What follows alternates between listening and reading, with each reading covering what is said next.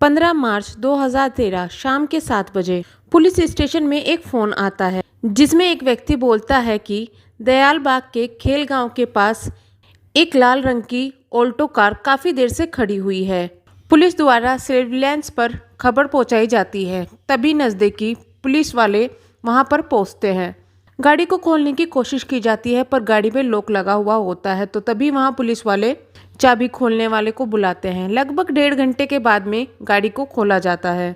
गाड़ी में कुछ भी ऐसा नहीं था जिस पर शक किया जाए, लेकिन ड्राइवर सीट के बराबर वाली सीट पर एक पर्चा था जिसमें एक फ़ोन नंबर लिखा हुआ था। इसके अलावा गाड़ी में कुछ भी ऐसा संदिग्ध नहीं दिख रहा था जिस पर कुछ भी शक किया जाए।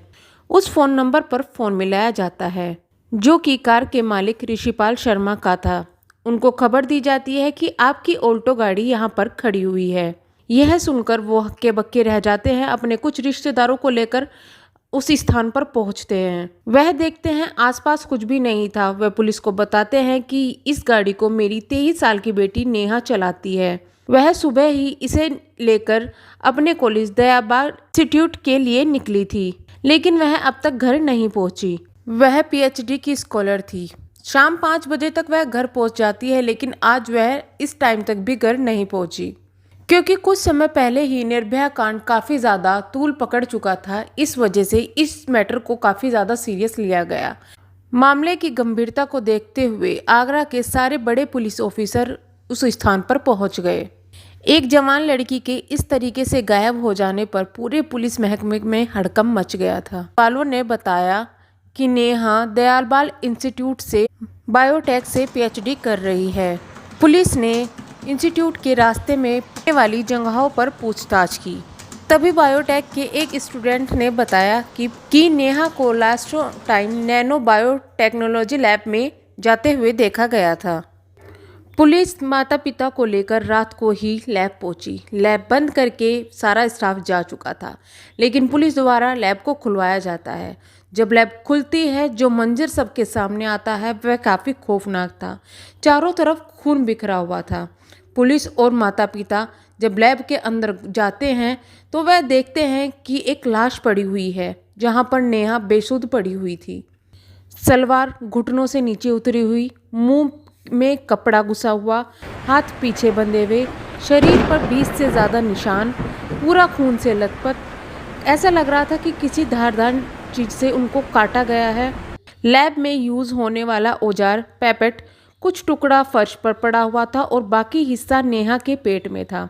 इस मंजर को देखकर पुलिस वाले हिल गए। साथ में माता पिता की काफ़ी ज़्यादा बुरी हालत हुई। माँ इस मंजर को देखकर बेहोश हो गई और पिता वहीं फर्श पर बैठ गए। नेहा को देखकर ऐसा लग रहा था कि या तो इसके साथ में रेप किया गया है या रेप करने की कोशिश हुई है। पैपेट कांच का बना हुआ एक औजार होता है जिसकी मदद से लैब में काम करने वाले और सीखने वाले स्टूडेंट केमिकल का यूज़ करते हैं।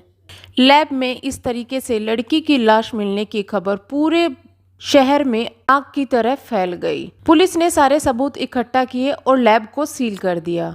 नेहा की बॉडी को पोस्टमार्टम के लिए भेज दिया गया। नेहा की डेथ को 3 दिन बीत चुके थे। पुलिस ने नेहा के साथ पढ़ने वाले सारे लोगों की लिस्ट बनाई, चाहे वो उसके दोस्त थे या नहीं थे, लड़की या लड़का, जो भी था सबकी लिस्ट बनाई गई। सभी के मोबाइलों को खंगाला गया, सभी की कॉल डिटेल निकाली गई। क्योंकि लैब के अंदर लाश मिली थी, इसलिए पुलिस को शक यही था कि मर्डर भी यहीं हुआ है और मर्डर करने वाला भी यहीं का कोई है। पुलिस की टीम बनाई गई। कुछ पुलिस वालों को सादी वर्दी में कॉलेज के अंदर तैनात किया गया। इसी बीच इंस्टीट्यूट में पढ़ाने वाले बायोटेक के एक प्रोफेसर ने पुलिस को बताया कि कॉलेज में हो रहे काम के ठेकेदार को देखा गया था जिसकी शर्ट पर खून के दाग लगे हुए थे।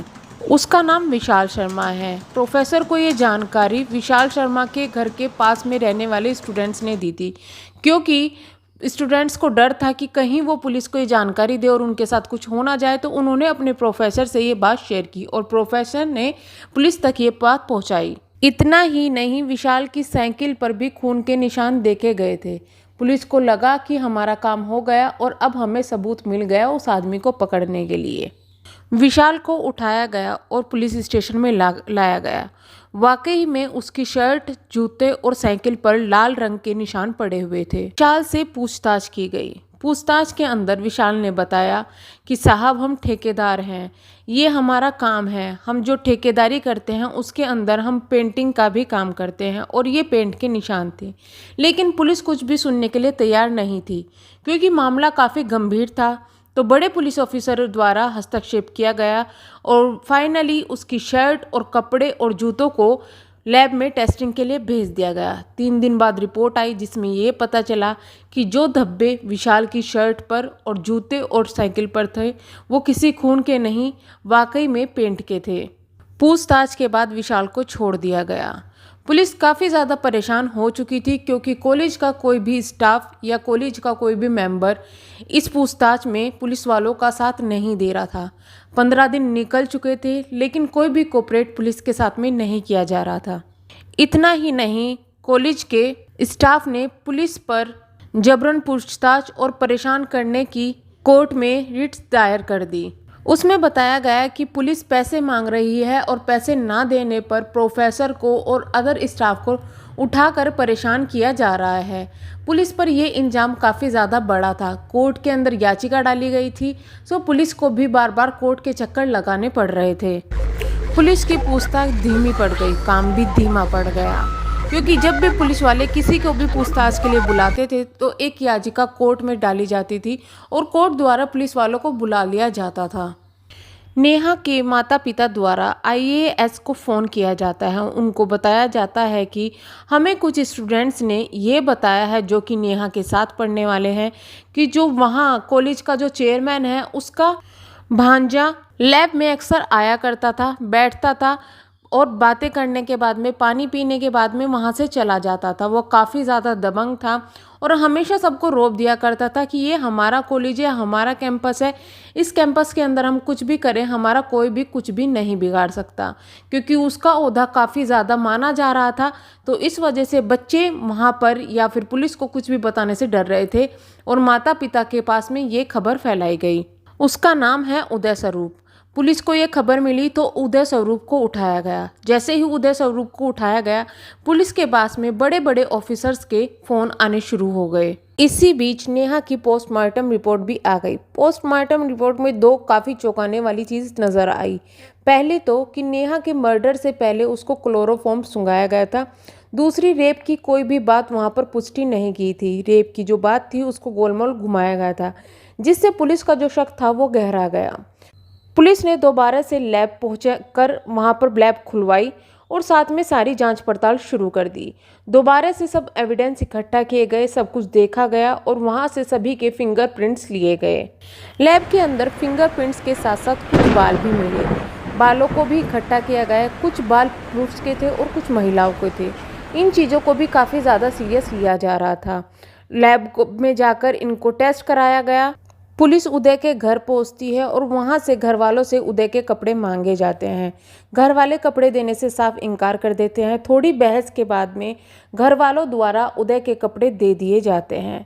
पुलिस उन कपड़ों को ले जाकर लैब में देती है। लैब में टेस्टिंग की जाती है। कपड़ों में से प्यूमा के बाल यानी कि गुप्तांग के बाल निकाले जाते हैं और उनको टेस्ट किया जाता है। टेस्ट के अंदर दौरान पता चलता है कि जो उसके अंदर से जो बाल निकले हैं वो उदय के जो बाल हैं वो सेम मैच कर रहे हैं जो लैब के अंदर बाल मिले हैं उनसे। पुलिस का शक यकीन में बदल चुका था कि हो ना हो इसमें उदय स्वरूप का कुछ ना कुछ हाथ ज़रूर है। इसके बाद कॉलेज के एक प्रोफेसर द्वारा पुलिस को ये बताया गया कि लास्ट टाइम जो नेहा की गाड़ी थी वो टेक्नीशियन जो लैब के अंदर काम करता था उसके साथ में देखी गई थी, यानी कि टेक्नीशियन उस गाड़ी को लेकर वहाँ से निकला था। यह सुनने के बाद में पुलिस टेक्नीशियन के घर पहुँचते उसको उठा लेती है और टेक्नीशियन जरा सी सख्ती के बाद में सब कुछ उगल देता है। लेकिन टेक्नीशियन द्वारा भी ये बात नहीं बताई जाती कि कौन आखिर इस सब चीज़ों के पीछे था। पुलिस ने लैब के चपड़ासियों और जो भी वहाँ पर काम करते थे सबसे पूछताछ की गई। पूछताछ के अंदर ये पता चला कि उदय स्वरूप बार बार लैब के अंदर आया करता था। पुलिस फिर से उदय को उठाती है और अपने साथ में एक साइकेट्रिस्ट को वहाँ पर पूछताछ के दौरान रखती है। इस बार पुलिस पूछताछ का जो तरीका है उसको थोड़ा बदलती है। अलग अलग छोटी छोटी पर्चियाँ बनाई गई जिसके अंदर सवाल लिखे गए और उदय को बोला गया कि तुम इन सवालों के जवाब इसमें लिख कर दो। वह वहीं पर जो उदय है वह घूम जाता है। बहुत ज़्यादा परेशान होने के बाद में उदय अपना मुंह खोलता है और जो सच्चाई वह उगलता है वो काफ़ी ज़्यादा खौफनाक होती है। उदय अपना जो भी उसने जुर्म किया हुआ है सब कुछ कबूल कर लेता है। उदय ने बताया कि वह नेहा को काफ़ी ज़्यादा पसंद करता था, लेकिन नेहा उसे लिफ्ट नहीं देती थी। बार बार उससे बात करने की कोशिश के बाद भी नेहा ने उससे बात नहीं की। इससे उदय काफ़ी ज़्यादा नाराज़ था। उसने लैब टेक्नीशियंस को इस चीज़ के लिए मनाया। एक दिन नेहा जब अपना काम कर रही थी और अकेली थी, लैब टेक्नीशियन ने उदय को फ़ोन किया कि आज नेहा लैब के अंदर अकेली है और मैं चपड़ासी को लेकर बाहर चाय पीने के लिए जा रहा हूँ, आप चाहें तो यहाँ आ सकते हैं।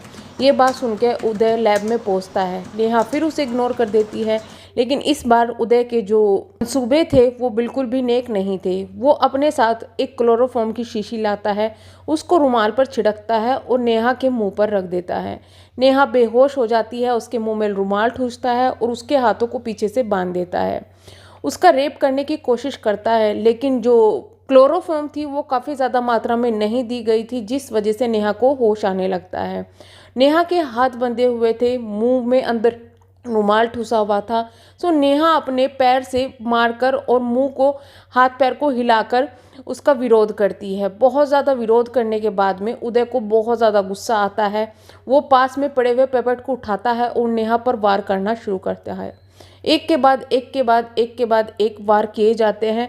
नेहा के शरीर से काफ़ी ज़्यादा खून बहता है और वहीं पर 1.5 घंटे बाद नेहा की मौत हो जाती है। उदय टेक्नीशियन को फ़ोन करता है, टेक्नीशियन वहां पहुंचता है और टेक्नीशियन को उदय नेहा की गाड़ी की चाबी देता है और उसे बोलता है कि इस गाड़ी को दूर कहीं खड़ी कर आओ। टेक्नीशियन गाड़ी को लेकर निकलता है और दयाल बाग के खेल गांव के पास में गाड़ी ले जाकर खड़ी कर देता है। चपड़ासी द्वारा ताला लगा दिया जाता है और उदय नेहा के लैपटॉप को तोड़कर वहीं झाड़ी में फेंक देता है। मर्डर के 39 दिनों बाद इस घटना का खुलासा हुआ। फिलहाल पुलिस की कार्रवाई चल रही है। उदय संधू और टेक्नीशियन दोनों 9 साल से जेल में बंद है और नेहा के घर वाले अब भी इंसाफ के लिए दर दर भटक रहे हैं।